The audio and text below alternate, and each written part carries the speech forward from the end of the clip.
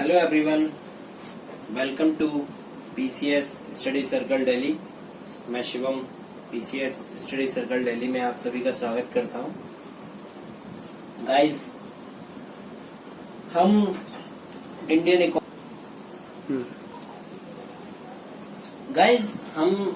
Indian economy के first chapter के सभी 3 मार्कर्स कवर कर चुके थे। तो अब हम इस चैप्टर के 6 मार्कर्स क्वेश्चंस को कंप्लीट करेंगे। ठीक है, आज से हम जितने भी इसमें 6 मार्कर्स और 15 मार्कर्स से या फिर 2020 के अकॉर्डिंग देखें तो 5 मार्कर्स और 11 मार्कर्स उनको कवर करेंगे। ठीक है, अभी तक हमने सारे वेरी शॉर्ट किए थे, आज हम शॉर्ट और लॉन्ग क्वेश्चंस को कंप्लीट करेंगे। तो गाइस, ये पहला क्वेश्चन है विकसित अर्थव्यवस्था। ठीक है, अब विकसित अर्थव्यवस्था की विशेषताएं हमको कवर करनी है कि विकसित अर्थव्यवस्था के अंदर कौन कौन सी विशेषताएं होती हैं जिससे कि हम उसको पहचानते हैं कि ये विकसित अर्थव्यवस्था है या विकासशील अर्थव्यवस्था है या तो विकसित अर्थव्यवस्था है। ओके, तो आज हम 2 क्वेश्चंस करेंगे, विकसित अर्थव्यवस्था और विकासशील या अल्प विकसित अर्थव्यवस्था। पहले हम करते हैं विकसित अर्थव्यवस्था की विशेषताएं। अब गाइस, इसको जैसे आप देख पा रहे हैं ये पॉइंट्स, इस तरह से आप अपने शॉर्ट नोट्स तैयार कर सकते हैं। ऐसा मैंने इसलिए लिखा है ताकि आप अपने सिनॉप्सिस तैयार करें जो कि आपको रिवीजन के समय काम आएंगे।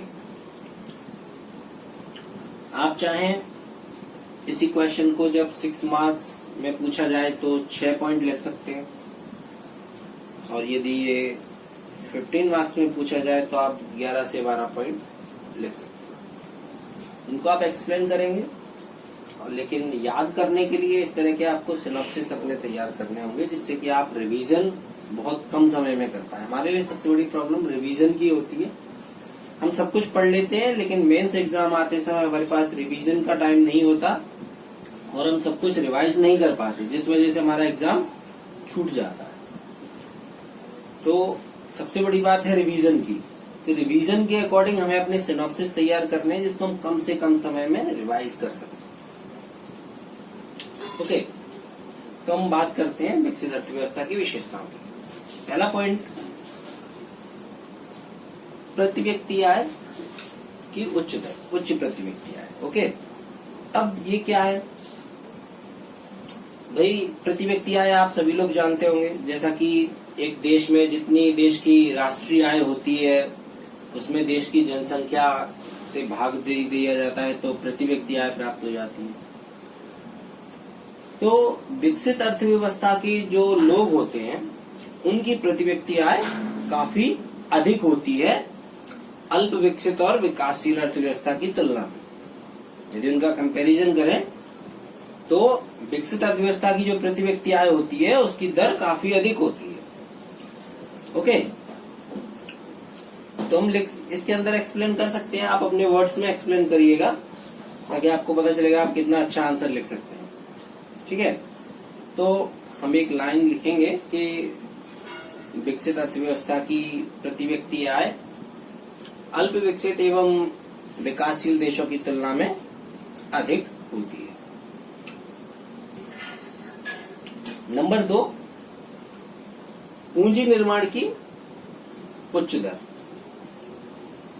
अब क्या होता है,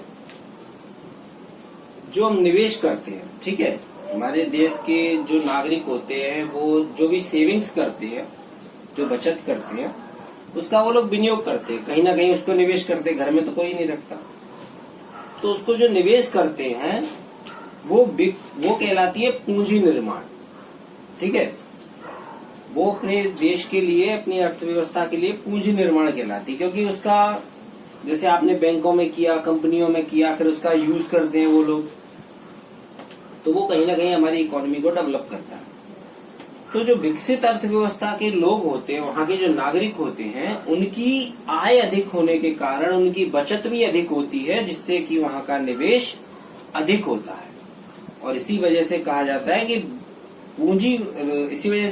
कि विकसित अर्थव्यवस्था में अल्प विकसित या विकासशील अर्थव्यवस्था की तुलना में पूंजी निर्माण की दर अधिक होती है।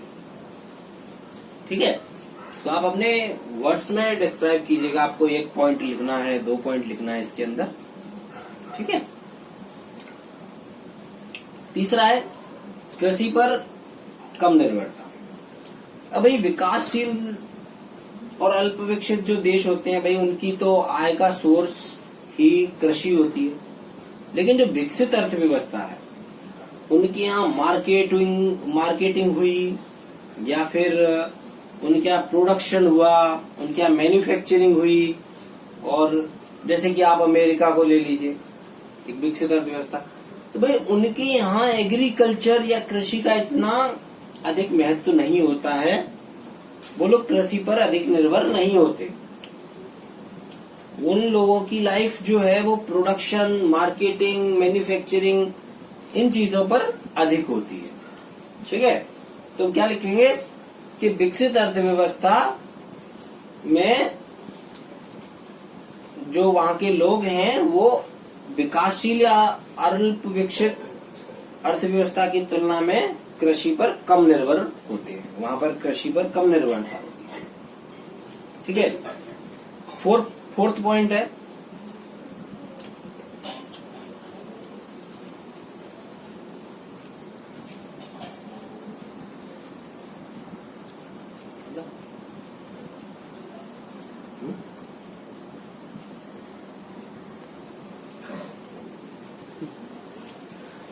शिक्षा एवं स्वास्थ्य का उत्तम ढांचा।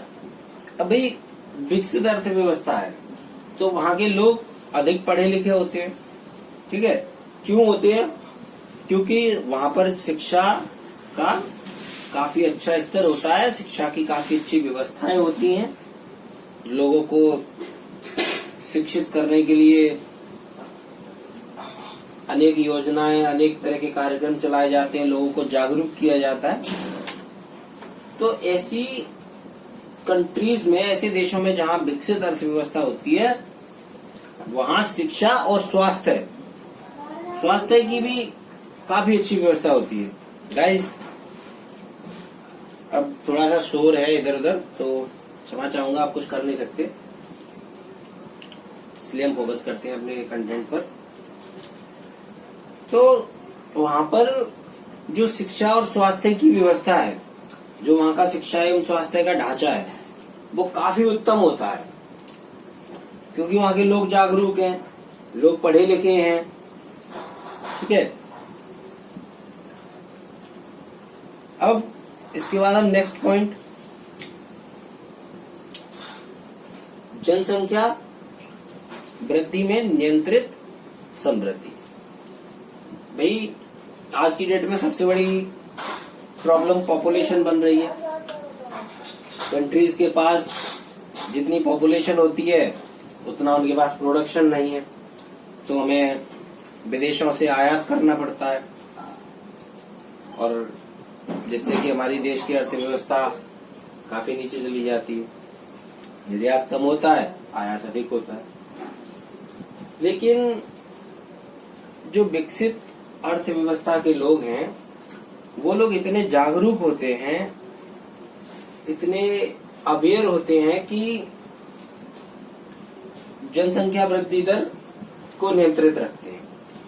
ठीक है, इसके लिए वहां पर कई सारी बातें, महिलाओं को एजुकेट किया जाता है, और जो वहां की महिलाएं हैं वो काफी रोजगार से भी बिजी रहती हैं। वहां के जो भी नागरिक हैं वो काफी पढ़े लिखे होते हैं, जिसकी वजह से वहां पर पॉपुलेशन को कंट्रोल किया जाता है। वहां के समाज काफी शिक्षित और काफी समृद्ध होता है।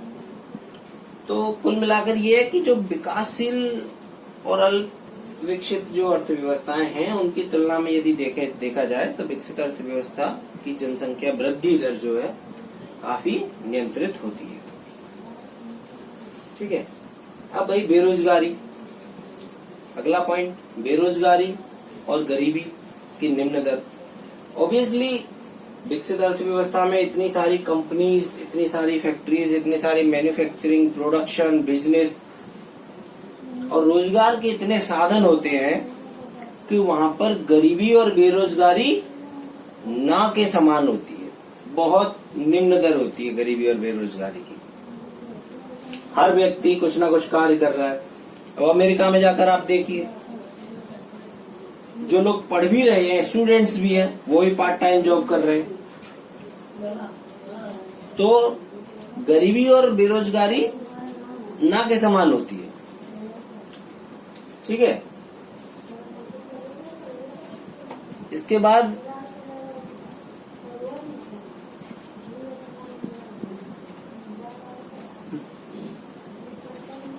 अगला पॉइंट है आधुनिक आधारभूत ढांचा। भाई वहां पर जो भी बिजनेस किया जाता है या फिर वहां पर जो भी रोजगार है या फिर वहां पर एग्रीकल्चर जो भी थोड़ा बहुत होता है या जो भी डेवलपमेंट है, जो भी है, सब कुछ आधुनिक तरीकों से किया जाता है। वहां का जो आधारभूत ढांचा है काफी आधुनिक है। ये एक विकसित अर्थव्यवस्था की बहुत अच्छी विशेषता है कि यहाँ का जो आधारभूत ढांचा होता है वो परंपरागत ना होकर, प्राचीन ना होकर आधुनिक होता है, आधुनिक तकनीकों पर आधारित होता है। ठीक है। अगला पॉइंट लिखेंगे आधुनिक तकनीकों का प्रयोग। अब भाई विकसित अर्थव्यवस्था में क्या होता है, जो भी टेक्नोलॉजी है, हमेशा आप देखते हैं आज की डेट में भी हमारे यहाँ टेक्नोलॉजी काफी बाद में आती है और अमेरिका में वही टेक्नोलॉजी काफी पहले आ जाती है। ठीक है। तो जो विकसित अर्थव्यवस्थाएं होती हैं, जो डेवलप्ड कंट्रीज होती हैं, उनमें आधुनिक तकनीकों का प्रयोग किया जाता है सभी क्षेत्रों में, चाहे वो रोजगार है, चाहे बिजनेस है, या इंडस्ट्रीज है, या एजुकेशन है, या स्वास्थ्य व्यवस्था है, या फिर एग्रीकल्चर है। अब अमेरिका में जाकर आप देखिए तो एग्रीकल्चर भी आधुनिक तकनीकों से किया जाता है, जबकि हमारे यहाँ अभी तक परंपरागत कृषि की जाती है। ओके। इसके बाद है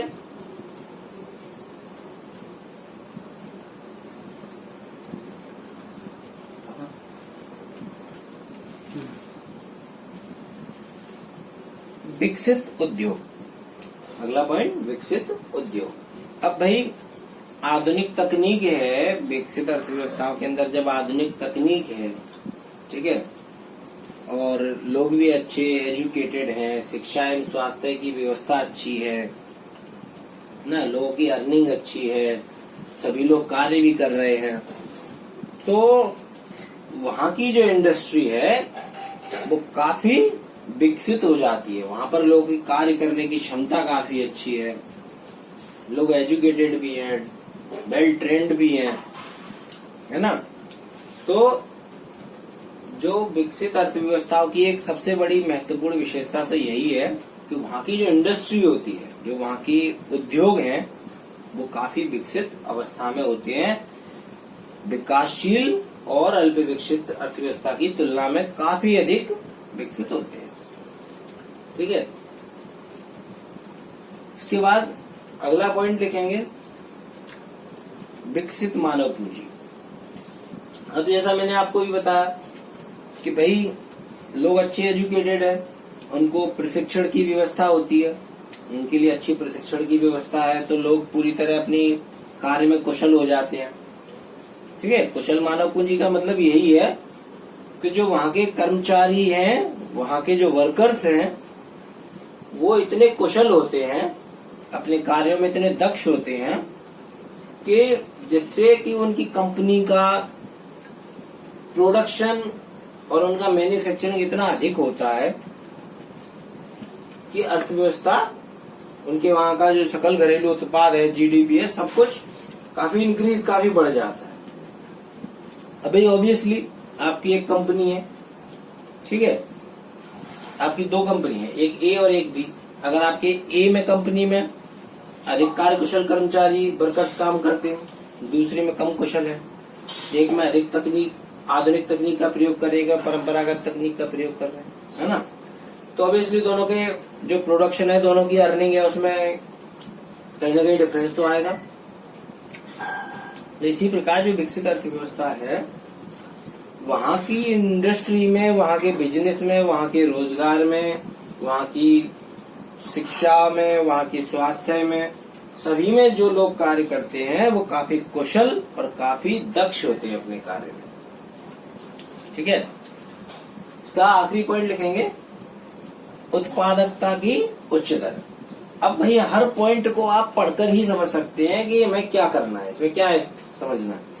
भाई ऑब्वियसली जब आपका विकसित उद्योग है, आपकी आधुनिक तकनीक है, आपकी कुशल मानव पूंजी है, आपकी आधुनिक आधारभूत ढांचा है, आपकी शिक्षा स्वास्थ्य व्यवस्था सब कुछ अच्छी है, जब आपके यहाँ सब कुछ अच्छा है तो ऑब्वियसली आपका प्रोडक्शन अधिक होगा, वही उत्पादकता दर आपकी अधिक होगी। विकासशील और अल्प विकसित देशों की तुलना में यदि हम देखेंगे तो आपकी अर्थव्यवस्था में जो उत्पादन हो रहा है, आपकी जो उत्पादकता दर है, आपकी जो प्रोडक्शन रेट है, वो तो अधिक होगी। तो बस यही हमें एक्सप्लेन करना है कि विकसित अर्थव्यवस्था के अंदर उनके विकसित उद्योग और आधुनिक तकनीक और कुशल मानव पूंजी की उपलब्धता होने के कारण इनकी उत्पादकता दर अधिक होती है। ओके गाइस, इस प्रकार आप अपने क्वेश्चंस को इस तरह के सिनॉप्सिस के साथ तैयार कर सकते हैं और उसके बाद आप इसको अपने वर्ड्स में एक एक दो लाइन लिख के एक्सप्लेन कर सकते हैं। और आप बहुत अधिक नहीं लिखना है क्योंकि आपके पास इतना समय नहीं होता। एक क्वेश्चन आप जो भी शॉर्ट या लॉन्ग क्वेश्चन लिखते हैं, शॉर्ट क्वेश्चन लिखेंगे तो आपके पास मैक्सिमम 5 to 6 मिनट्स, और यदि आप लॉन्ग क्वेश्चन लिख रहे हैं तो मैक्सिमम 10 मिनट, इससे ज्यादा आप ले नहीं सकते किसी क्वेश्चन के लिए। तो आपको बहुत ज्यादा नहीं लिखना है, हर पॉइंट के अंदर आपको सिर्फ उससे रिलेटेड 1 से 2 लाइनें लिखनी है। ओके गाइस, हम अगला क्वेश्चन करते हैं, विकासशील या अल्प विकसित अर्थव्यवस्था।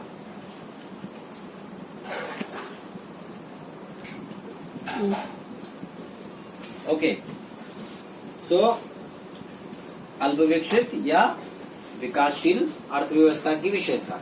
अब हम इस क्वेश्चन को तैयार करेंगे। तो गाइस, सबसे एक अच्छी बात है कि इसकी सभी विशेषताएं विकसित अर्थव्यवस्था के बिल्कुल विपरीत होती है, ठीक है। जो भी अपन ने अभी विकसित अर्थव्यवस्था के बारे में जो भी चर्चा की, उसके बिल्कुल विपरीत है ये, बिल्कुल अपोजिट, ठीक है। तो इसकी विशेषताओं पर भी हम थोड़ा नजर डालते हैं। तो पहला पॉइंट है निम्न प्रति व्यक्ति आय। अब इस देश के जो भी नागरिक होते हैं उनकी जो प्रति व्यक्ति आय है वो काफी निम्न होती है विकसित अर्थव्यवस्था की तुलना में, क्योंकि भाई इनकी राष्ट्रीय आय कम होती है। विकसित अर्थव्यवस्था की राष्ट्रीय आय अधिक होती है, इनकी राष्ट्रीय आय कम होती है।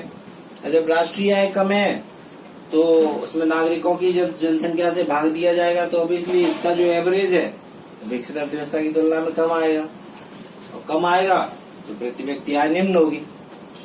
ओके, दूसरा है पूंजी निर्माण की निम्न दर। अब जब आपकी आय कम है तो आपकी बचत भी कम होगी, और जब बचत कम होगी तो आपका निवेश कम होगा, और जब निवेश कम होगा तो आपके पूंजी निर्माण की दर ऑब्वियसली कम हो जाएगी। इसलिए विकासशील या अल्प विकसित राष्ट्रों की पूंजी निर्माण की दर काफी कम होगी, ठीक है। बिल्कुल विपरीत, उसके बिल्कुल अपोजिट चल रहा है विकसित अर्थव्यवस्था।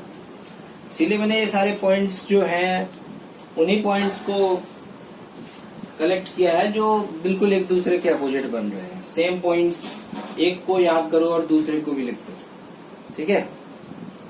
एक क्वेश्चन तैयार करना, हमारे दोनों क्वेश्चन तैयार हो जाएंगे। तीसरा है कृषि पर अधिक निर्भरता। अबे इनके यहाँ अधिक इंडस्ट्री नहीं होती है, अधिक कंपनियां नहीं है, अधिक फैक्ट्रियां नहीं है, प्रोडक्शन अधिक नहीं है, मैन्युफैक्चरिंग अधिक नहीं है, अधिकतम चीजें विदेशों से आयात की जाती हैं। तो इनके यहाँ अधिक से अधिक निर्भरता कृषि पर होती है। जैसे हमारा भारत है, भारत में भी अधिक से अधिक निर्भरता कृषि पर है। हमारे जीडीपी में भी कृषि का काफी अच्छा योगदान है ना। तो यहाँ की जो जनसंख्या होती है उसकी जीविका का सबसे बड़ा जो स्रोत है वो कृषि है, विकासशील या अल्पविकसित अर्थव्यवस्था का। ठीक है, तो कृषि पर यहाँ की जो जनसंख्या है वो काफी अधिक निर्भर होती है, ग्रामीण क्षेत्र अधिक होता है। ठीक है, 14 पॉइंट लिखेंगे, शिक्षा एवं स्वास्थ्य का कम विकास। अब भाई इतनी डेवलप कंट्री नहीं है, अर्थव्यवस्था इतनी डेवलप नहीं है, लोग इतने जागरूक नहीं होते, शिक्षा का अधिक विकास नहीं होता, ग्रामीण क्षेत्र अधिक होता है, तो ग्रामीण क्षेत्रों में जाकर शिक्षा का उतना विकास नहीं होता, वहाँ के लोग इतने जागरूक नहीं है, साक्षरता स्तर काफी कम हो जाता है। और इसी वजह से इन देशों में जहाँ शिक्षा कम होती है तो वहाँ की स्वास्थ्य व्यवस्था भी उतनी अच्छी नहीं होती। ठीक है, तो इन देशों की जो शिक्षा और स्वास्थ्य की जो व्यवस्था है उसका जो विकास है वो विकसित अर्थव्यवस्था की तुलना में काफी कम होता है, और इसी वजह से यहाँ की जो मृत्यु दर है ना, और लोग काफी अधिक होती है। इसके बाद अगला पॉइंट हम लिखेंगे, जनसंख्या वृद्धि काफी तीव्र होती है। ठीक है, जनसंख्या में तीव्र वृद्धि। अब इसके अंदर क्या है भाई, लोग इतने जागरूक नहीं होते, रोजगार के अधिक अवसर नहीं होते। ठीक है, यहाँ की जो लेडीज है ना, जो यहाँ की महिलाएं हैं वो काफी शिक्षित नहीं होती, उनको रोजगार नहीं मिलता। यहाँ की प्रथाएं भी कुछ ऐसी होती हैं, उनको घर में रखा जाता है ना, तो उनको रोजगार या पढ़ाई के अधिक अवसर उपलब्ध नहीं कराए जाते। तो इस वजह से यहाँ के लोग फ्री होते हैं अधिकतम, और इस वजह से यहाँ की जो जनसंख्या है वो काफी, जनसंख्या वृद्धि दर काफी अधिक होती है। ठीक है, तो ये एक विशेषता है विकासशील और अल्पविकसित राष्ट्रों की, यहाँ की जनसंख्या वृद्धि दर काफी तेजी से बढ़ रही होती है, जैसे कि अपने भारत को देखिए। भारत एक बहुत अच्छा उदाहरण है इसका। इसके बाद भाई बेरोजगारी और गरीबी की व्यापकता। विकासशील और अल्पविकसित राष्ट्रों में बेरोजगारी और गरीबी इतनी अधिक होती है क्योंकि यहाँ अधिक फैक्ट्रीज या अधिक कंपनियां ना होने से धन काफी कम होते हैं, बहुत कम मात्रा में लोगों को रोजगार मिलता है, तो अधिक से अधिक लोग बेरोजगार रहते हैं। ठीक है, शिक्षा भी उतनी अधिक नहीं है, सिर्फ आयात करते रहते हैं, तो इस वजह से बेरोजगारी जब अधिक हो जाती है तो ऑब्वियसली ऐसे राष्ट्रों में गरीबी काफी व्यापक पैमाने पर होती है। ठीक है, अब अगला पॉइंट,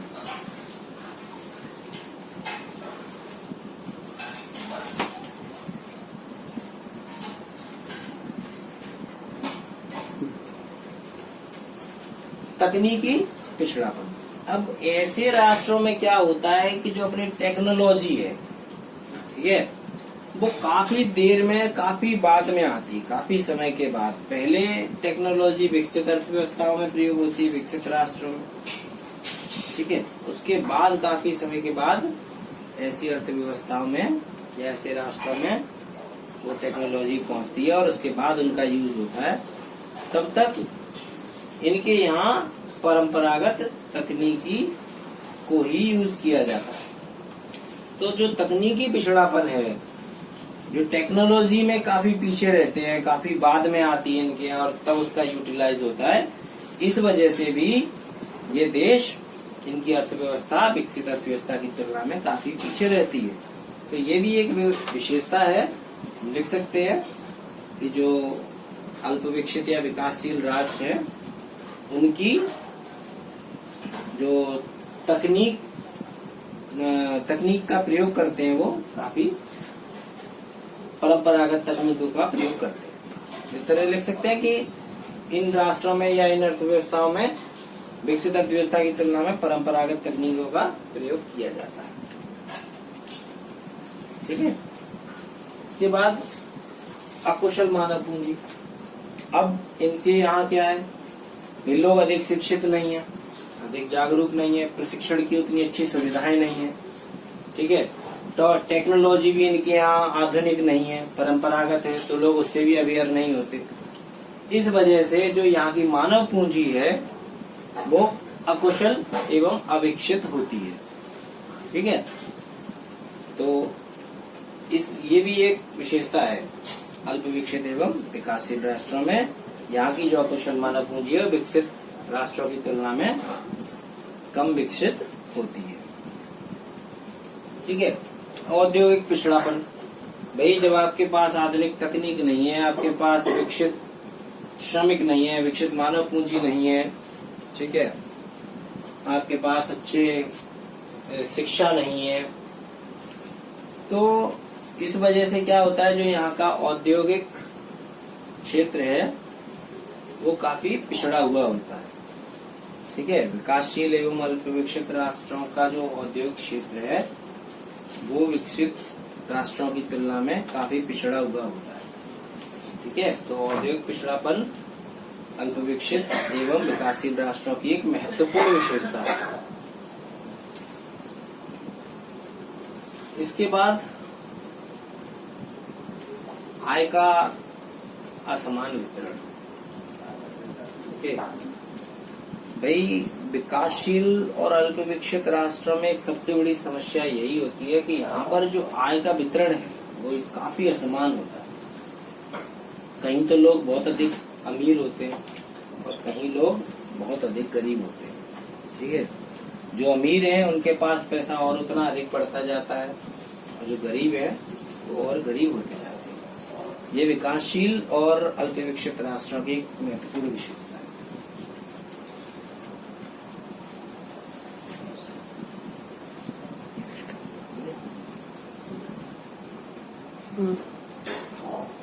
लास्ट पॉइंट है निम्न उत्पादकता दर।